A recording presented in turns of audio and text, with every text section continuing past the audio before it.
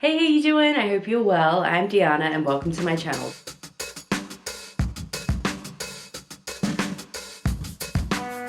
Today I'm going to go through the books I read in October. I cannot believe that we are into the final 2 months of the year. I have so many reading plans, so many books that I've been like, I'll get to them next month, I'll get to them next month, and I really do need to prioritize them. Let's jump into the Bookish Stats. So I read 16 books in the month of October, which makes it one of my better reading months of the year, and of those 16 books I read 5,701 pages. Looking at the star ratings now, my average star rating is a 4.3 stars, so I had a fantastic reading month. I read, you'll see why when we get to the genres, but I just embraced the spooky season and read everything that I loved. So with the ratings, I read 1 5-star, 7 4.5 stars, and 8 4 stars. Coming into the genres, there is like even less variation than normal. So I read 1 romance, 1 fantasy romance, and 14 paranormal romances, and it was so much fun. So for the formats, we had a bit more variation here. I did listen to a lot of audiobooks, so I had 10 audiobook picks. I managed to read 2 arcs. I read 1 physical book, which was a hardback, and then read 3 ebooks. So not surprising that audiobooks are, you know, my top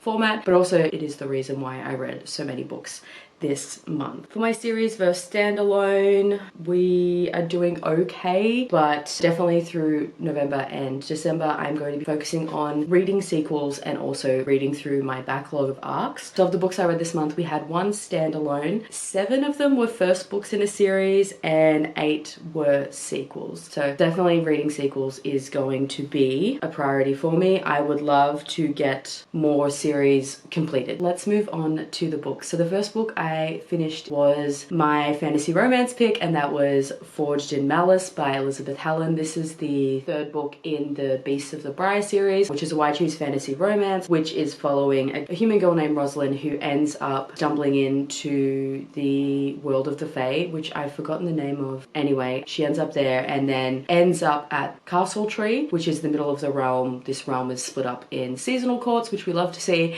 and the 4 Fae princes who are in charge of the realm, why their queen has disappeared on them, have been put under a curse. So she needs to help them free their curse, knowing that finding their mates will help that.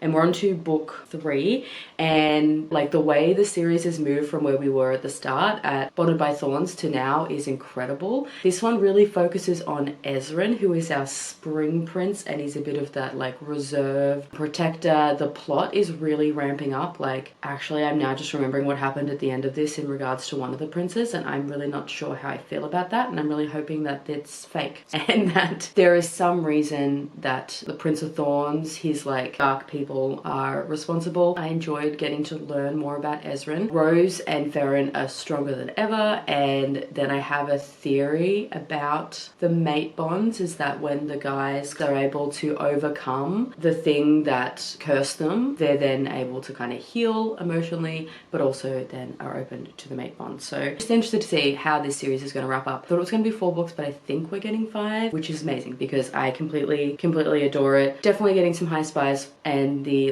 fantasy plot is really ramping up. So I am dying to get into the 4th book, which is Broken by Daylight. I've only ever listened to these on audio, so I might have to wait for the audio to come out. We'll see what happens there. This was a really fantastic addition to the series. Next, I started a new Casey Keene series, which after finishing the Saints Academy, I've been dying to read more of her work. And this is another one of her paranormal series. So the Saints Academy definitely had more like supernatural creatures and had a Greek god twist, and this one's definitely giving like witch vibes. And I read Falling Shadows, which is the 1st book in the Saints Crest Academy. Like, she also has an academy setting so well. And this one we are following Raven. In this world, we've got Raven and her mother had left her father, who was this like complete arrogant asshole who was, I'm pretty sure, on like high up in the military or like the guards, but was basically like the worst human. And they escaped to Shadowmoor, which in this world is kind of the outskirts, the slums. People here don't have magic, so they're seen as less than. And at this stage, you're supposed to get your magical abilities present themselves, but Raven's hasn't, and she's just trying to survive. Shadowmoor is quite dangerous, so you've got to be tough to stay alive. And her father rocks up and drags them back home home, and she's going to Silvercrest Academy, which is like the Ivy League magic school. Basically, this is where the most gifted and the most privileged of the realm go to train, and they then have to serve the monarchy in some capacity to help defend the realm from evil. However, Raven is a void. She doesn't have any magic, so she kind of is forced into going there, and she's really just trying to survive. She has an older brother who's also a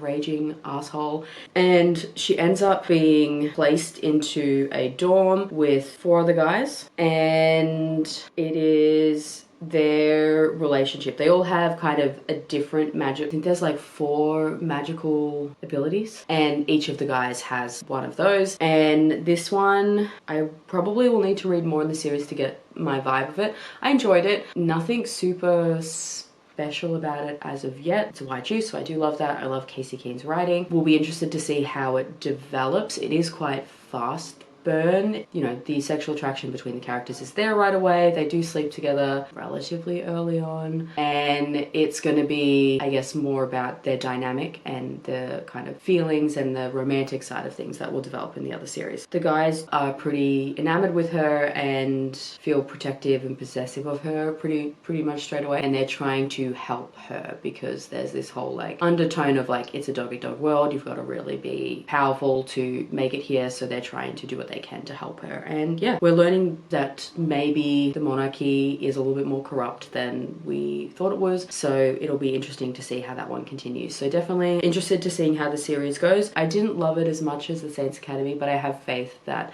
as I continue this series, I'm gonna love Raven and her guys. Next, I read Wings of Pain by R.L. Calder and M. Sinclair, and this one was sent to me as a review copy, so I'll link my review down below. And thank you so much to these authors for sending it my way. I thoroughly enjoyed it. So this is the sequel to Wings of Stars, and thankfully, because that book ends on like the biggest cliffhanger, we are picking up right where we left off with Kieran and her guys. It's another Y choose. This one is Angels, which I really loved. So we are following Kieran, who we believe at the time she has no magic, and her father is an archangel, and it is seen as like a big disgrace that she doesn't have any magic. And basically, start of the series is given like one last chance to prove herself, and if she doesn't, she'll be executed because magicless angels are worthless. So as she's studying for her test to see if she'll, you know, fit into one of the magical abilities, she comes across one of the rebels who snuck into Elfmere and is looking for a dagger. However, she finds it and now can't let go of it, so she ends up following him, Gabe, and falling. And with that, she ends up taking with her a escaped convict who I completely love, Bastion, who is this like, think Scythe from Save You Psychos. If you've read that, he just gives me those vibes. And then we have Ronan, who is a Beastmaster, and he is little Wyvern Niz, and they end up coming into the rebellion, and we find out that there is more to the world than we let on, and it's not that our main girly pop Kieran isn't powerful, she just doesn't have one of the pre-approved magical abilities. And as I said, the first book ended up on a massive cliffhanger, so I'm so glad that we really picked up where we left off, and the characters are really picking up the pieces from the events of that, and are now trying to get on the front foot of this war and trying to collect allies so that they don't have to sit back and wait for Elfmere and the Archangels to come and get them. I really do adore Kieran. She's kind of been stuck with the whole chosen one trope, and she's not used to letting people close to her just because she was ostracized back home. So she learns how to lean on them and support them and let them support her. So that was really lovely. So there is just one more book left in the series, which is Wings of Hope. So very excited to see how this all wraps out. But yeah, if you're in the mood for urban fantasy paranormal with angels, I think this is a really fantastic series. Then I had a slight obsession take over this month. So I'm going to Babe next year in Sydney, which I'm super excited for. And I've been starting to look at the author list because I want to be able to read as many authors as possible, maybe put some pre-orders on. And I have been seeing Stephanie Holmes around for a while, and I figured her books sound like the perfect fit for October. So I picked up A Dark and Stormy Night, which is the first book in her Nevermore Bookshop mystery series, and this is a paranormal why choose cozy mystery, and I completely adored it. I very quickly read the second book, and then throughout the month when I needed to pick me up, I did read some more. So I managed to read the first 4, so A Dark and Stormy Night,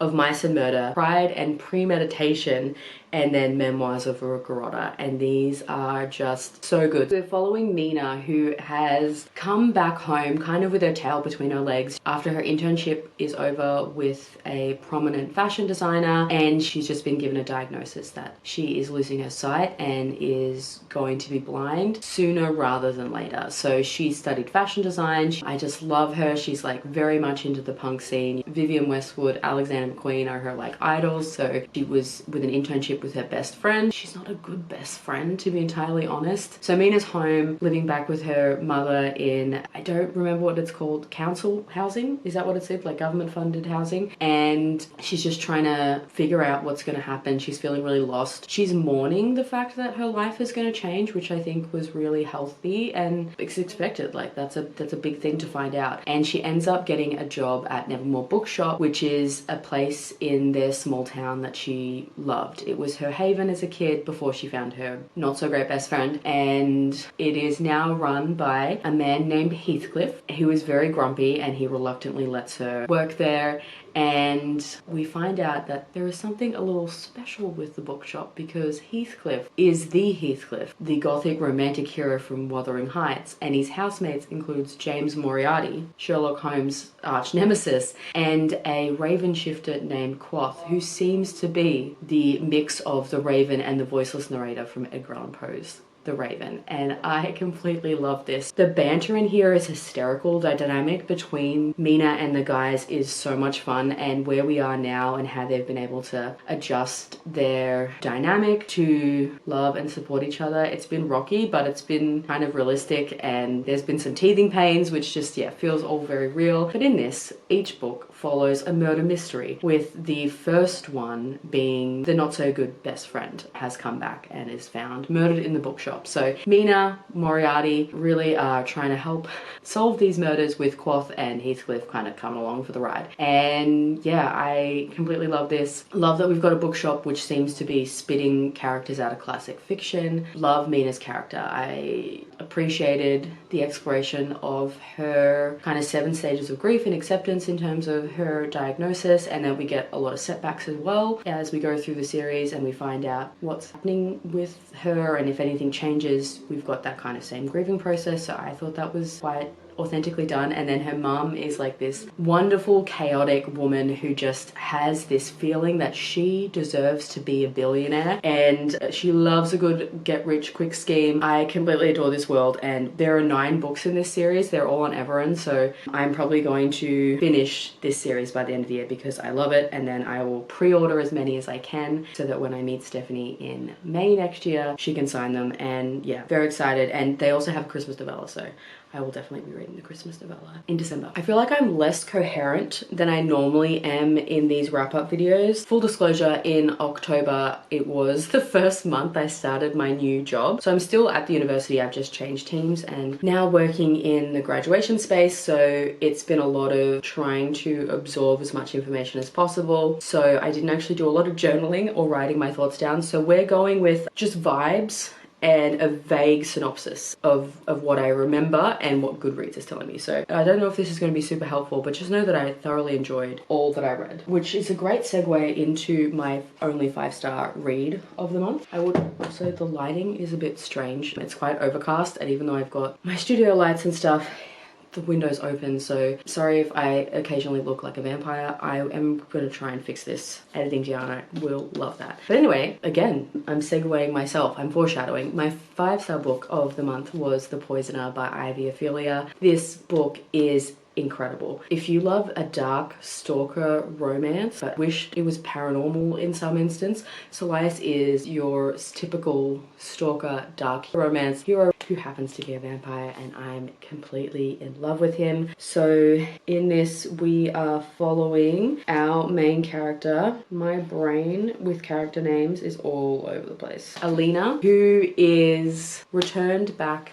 to London after her father has died. She's had a mourning period out in the countryside and she's returned to London because she's wanting to move on with her life in a not aggressive way, and she's missing her best friend Phoebe. So she comes back to London, and also should say that her father was a botanist and a chemist and he's trained his daughter, and she is now running an apothecary. That's a very hard word to say.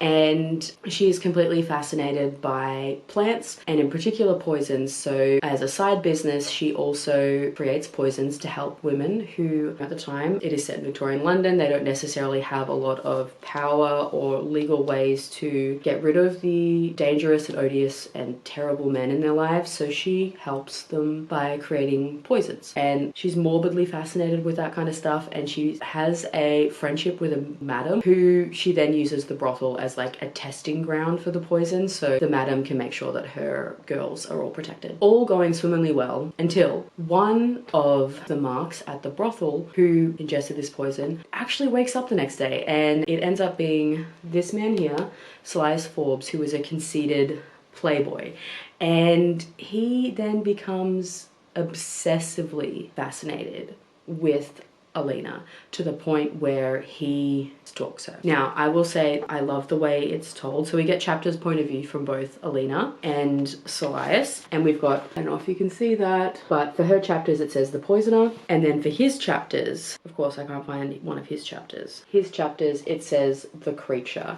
and I love his chapters. At first I think he's irritated by the fact that she has attempted to kill him, and he's not particularly happy about that. But then as he starts to stalk and follow her and she starts to fight back, like I think every time she tries to attack or kill him, Silas seems to think that she's into him and it's her flirting, so he's just like endlessly fascinated with her. So he thinks they're playing like some kind of oversized cat, and she gets roped into this vampire world. She's trying to discover why the poisons didn't work on him. I think she used arsenic, and the way that the vampires are described in here, it's very much like they're snake-like. They have fangs, they're venomous, and I think that's just such an interesting take on vampires, and the fact that Alina is a scientist. She makes a deal with Silas that he will be able to feed from her if she's able to get his venom and study him. It is deliciously dark, it is gothic,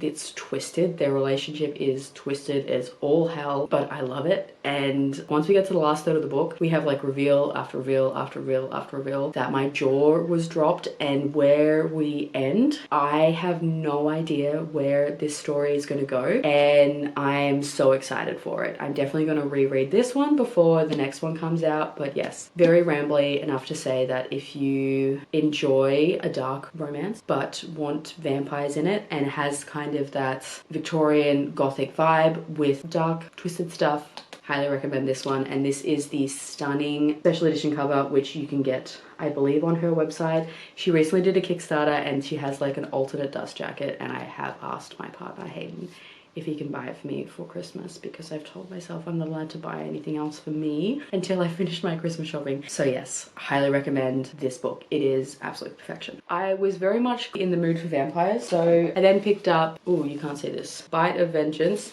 and Bite of Justice by R.L. Calder, and this is books 3 and 4 in her Blood Oath series, I think it's called. And yeah, I just wanted to wrap up the series. I wanted vampires. This is a Why Choose vampire romance, and in this we are following Alina Van Helsing, who is born and raised the Slayer. Think Buffy the Vampire Slayer and obviously Van Helsing. They are the most respected family of the Slayers, and something goes horribly wrong before an event where she's supposed to sign up for an arranged marriage, and her entire line is massacred. She ends up being ambushed and turned into a vampire, being told that Dracula was the one who was sent to kill her family, and then she ends up at this academy where it ends up being like a training ground for all supernatural. So we literally have like shifters, we've got dragon shifters, wolf shifters, there's demons, I can't remember if there's angels, but there's definitely fae and obviously vampires. And yes, she gets roped in as a way to kind of figure out who she is as a vampire, and she really focuses and hones in on her kill Dracula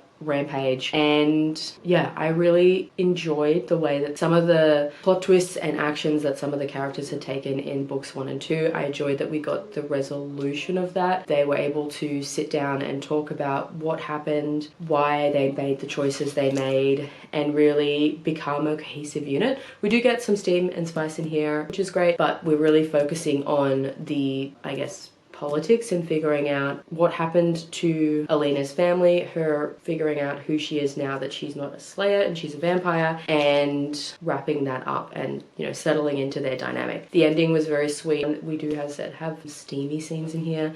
Doesn't take away from the intrigue of the plot. I think it's balanced quite well, and highly recommend this one. And these are the beautiful Fabled editions of this series, so thank you to Fabled for including this because it wouldn't have been on my radar otherwise. Next, I picked up Shot in the Dark by Mary Dublin and Anne Kensley, and this one I'd seen around because I can't remember who posted it, but someone on Instagram had posted like, if you like these characters, try this book, and they had mentioned that if you like the Winchester brothers, you should pick up this book.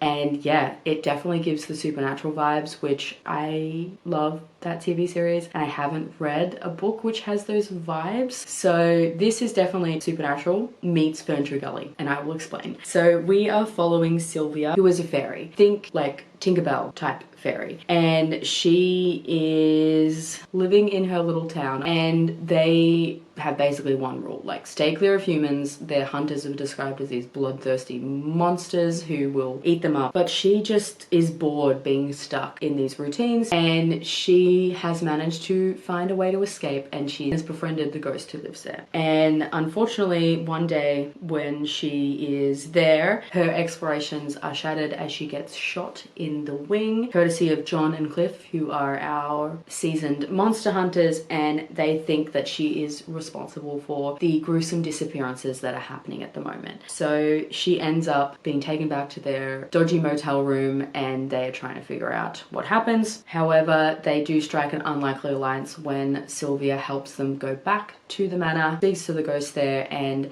she creates a bargain with the fairy gods and is able to heal John and bring him back to life. And this was so much fun. I'm dying for book 2, but I'm not sure how the dynamic is gonna last between these two, given that John is the size of a human and Sylvie is a pixie. But we do have like those supernatural vibes. They've got the dodgy motel rooms that they're sleeping in, they're investigating, they're pretending to be cops, they're pretending to be like journalists trying to interview people. They've got all the weapons that Supernatural has, and I completely love that vibe. And Sylvie helping them with their investigation and really like helps sate her curiosity for the real world. And I do love the way that these authors were able to describe the world, like our world, from, you know, Sylvie's pixie size was fantastic. And I am so excited to see what's going on. I feel like where we've left off, we're going on to like the next episode, and am very much excited, and do not know when the next one is planning on coming out, but once that pre-order comes up, you best believe I will be pre-ordering it. Then I wanted something a little bit light, a little bit monster, and I picked up Escaping the Friendzone by Emily Antoinette. This gives me similar vibes to Ashley Bennett's Muscles and Monster series. So we have a world where monsters are out and about, and there is this town called Moonvale, and it is a town where monsters and humans cohabitate. So our main character, Ari, has moved to this town with her brother after he was attacked by a werewolf, and he is struggling to deal with the fact that he's now a werewolf. And it's quite beautiful. They have like this like counseling group, support group set up, so her brother goes there, and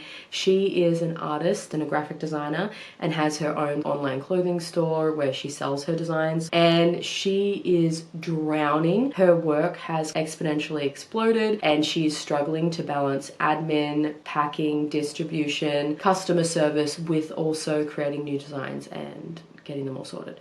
So we have then our Minotaur. So this is the first Minotaur romance I've ever read, who is her brother's best friend, Wes, and he has always kind of had a thing for Ari, but they've kind of had this like bantering stuff happening, but she takes it quite face value and thinks he's a bit of a dick, and they end up going to a escape room for Halloween, and her friend bails, her brother bails, and they end up locked in the escape room together, and they realize that they're both attracted to each other and it is their relationship.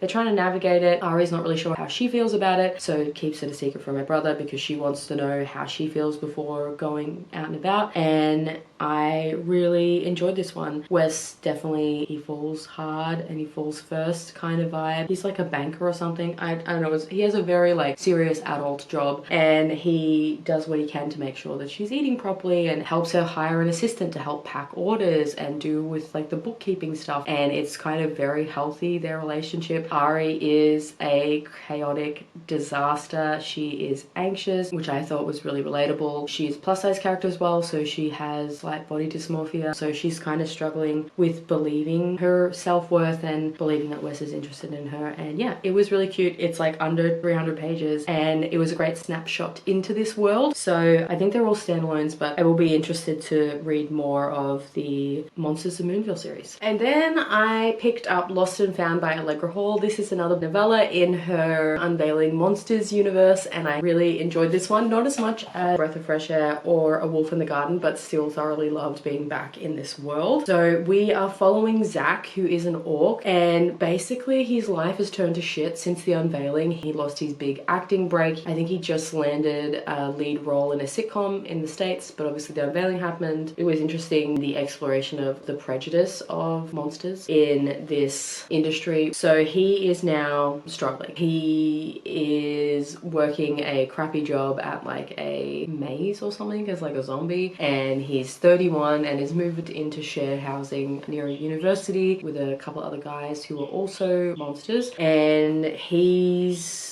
not really sure what he's going to do next. A friend of his told him to get a job as a dancer at this Magic Mike type situation, which is monster friendly, so he has taken the job. But he's also endlessly fascinated by the place next door and the ghost that lives there. And Rose was last alive in 1915, and she doesn't really know what happened to her. She remembers going to the garden back in 1915, and the next thing she remembers is that Zach can see her and he's trying to help get her out of the house because they realize that she might be trapped with the Fae. And I did enjoy this one. This one's got a lot of spicy scenes with a ghost in a haunted-y house, and then we end up getting Van and Ali involved, which I really love getting to see their cameo, and they help Rose and Zach, as Rose may be a link to finding out what's happening with the Fae. And yeah, this one was nice and short. We had some steam. We had Zach really trying to figure out his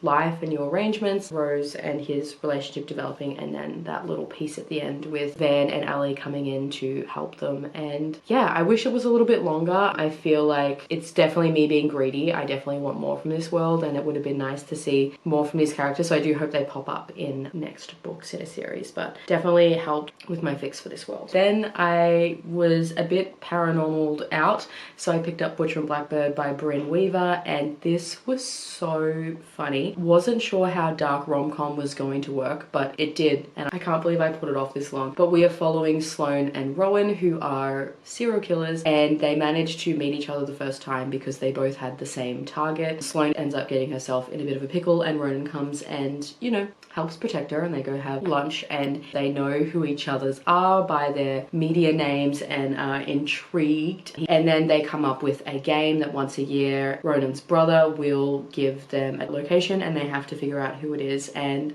it's actually surprisingly wholesome. Don't get me wrong, it is quite dark. We are dealing with serial killers, but just was so funny. And I guess outside of killing and stuff, Sloane doesn't have any family except her best friend Lark, who is the lead character in the sequel. So she's really kind of awkward and uncomfortable around people. She does something in science. I can't remember exactly what her job is, but she's not really super comfortable around other people, especially once we find out what happened to her, you understand why. So she's not really sure how to take Ronan or how to take their relationship or gauge how he's feeling, and he is just absolutely completely besotted, and this was just so much fun. I listened to it in like a day and yeah, enjoyed getting to learn how both of them came to be. It does give Dexter vibes in the fact they're both serial killers who go after serial killers, and yeah, I'm interested to continue with the rest of this series. Next I read Sing Sweet Nightingale by Rebecca Renwick. Did pick this one up because look at this cover. I freaking love it. It was giving the same kind of cover of A Wolf in the Garden or Muscles and Monsters, and I just was so excited. So in this one we're following Lottie Pickle, who is best known to the world as Alexandria, as the glittering pop star, and she definitely gives me the whole Britney conservatorship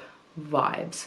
So her mother has basically taken over her life and has locked her into this horrific contract where she controls what she wears, what she eats, what music she's allowed to write, her image, everything, including, which Lottie was unaware of, but once she's made aware of, fills her with rage, who she sleeps with. And she is just burnt out from this lifestyle and needs an escape. Her bodyguard helps her come up with an escape after they finish the last leg of her world tour, and she ends up running away in disguise to this small quiet town called Snowberry, Montana. And what Lottie doesn't know once she gets there is that it is a safe haven for supernaturals, and she ends up renting a cabin, and the person who owns it, the mayor of the town, Hunter Evans, is not very happy that she is there without his say-so, because he is the town mayor, but he's also a shifter and the alpha of the town. It definitely gives me like Muscles and Monsters meets All Roads Lead Here by Mariana Zapata, and I completely had a lot of fun with it. The town is super cute. We've got like this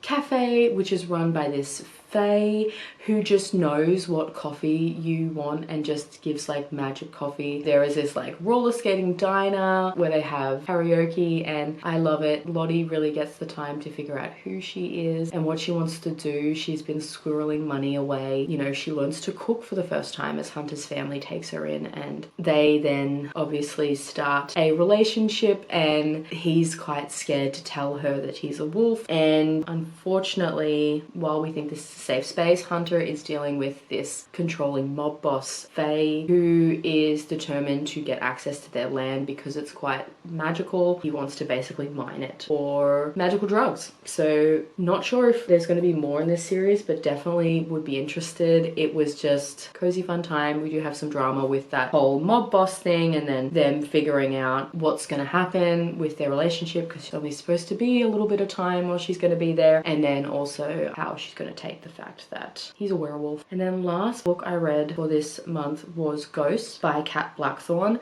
And why didn't I know that this was paranormal? I thought this was just like a fun masked men Halloween party with a plus size female main character, which it is, but we have paranormal. If I'd have known that, I probably would have picked this up way sooner, and I'm very excited to continue with the rest of the series. So this book is set in this town called Ash Groves, which is kind of strange. It's kind of weird. It gives like a slight creepy small town vibe, and in the month of October, their town has a party every single day where people are able to go dressed up and basically dance and drink their troubles away. And we end up with Blythe, who has been on the run since her stepfather, who she helped send to jail, has been released. She is all alone. Her mother has died and her stepfather was responsible for that, so she helped put him away. And now every time she gets slightly settled in a town, letters pop up and she knows he's after her, so she's just trying to figure it out. So she's ended up in Ash Grove for a little bit to catch her breath. She's staying in the basement apartment of this very nice older couple. She's working at the local restaurant, cash in hand, and the book opens up where she is having an absolute panic attack since she knows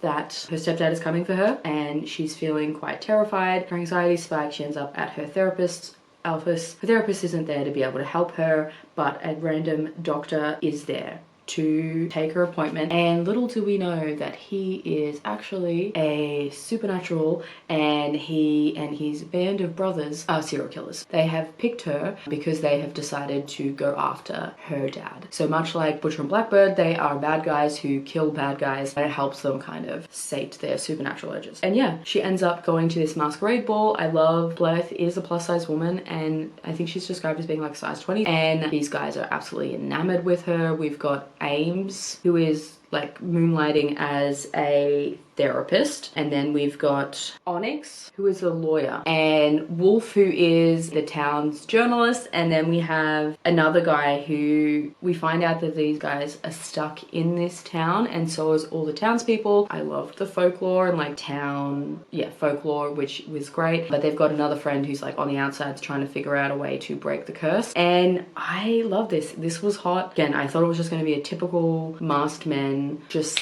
smut with no plot, Halloween party books with the why choose romance. I just thought it was going to be that, but the fact that it says paranormal, we've got this like folklore, it was so much fun, and I am dying to get into the rest of the series. I'm actually kind of sad that I haven't picked it up sooner, but you know, we're here now, we've discovered it, and we've learned to love it. So yes, I will be adding that into my TBR jar. Spoilers for next month, but I've got my TBR jar, which is filled with all the series that I'm in the middle of. So I will go through and pick from here, and Dragon, the next book in the series, is in here. So very excited to continue. There we go. They're the 16 books I read in October. Again, apologies for being a bit chaotic and not really being super coherent with my explanation of why I love them. I just love paranormal. It is my favorite subgenre, and it's really, really comforting to me. And I like that we have things from the super dark, like Ghost, like The Poisoner, definitely. And then we have some things that are a bit more lighthearted, like the Nevermore Bookshop series, which is like these little murder mysteries. The banter in there is fantastic. We kind of got like a little Scooby-Doo gang trying to figure stuff out. And they've got some things that are sweet monster romances, like Escaping the Friendzone and Sing Sweet Nightingale. So I just like the range of tones and the variety that we get in the paranormal subgenre. So please let me know if there's any paranormal romances that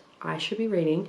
Link them in the comments below, or let me know what your favorite book of October was. Did you dedicate October to spooky season? Otherwise, you can leave me a ghost emoji for Ghost. Linked in the description box below will be links to all these books, reviews if I have them, and links to my social media channels if you'd like to talk to me or follow me on any other corner of the internet. If you'd like to see more content from me, please like and subscribe. I'll be attempting to post new videos every Sunday. That is all for me today, guys. I hope you're doing all kinds of well, and I will speak to you soon. See ya!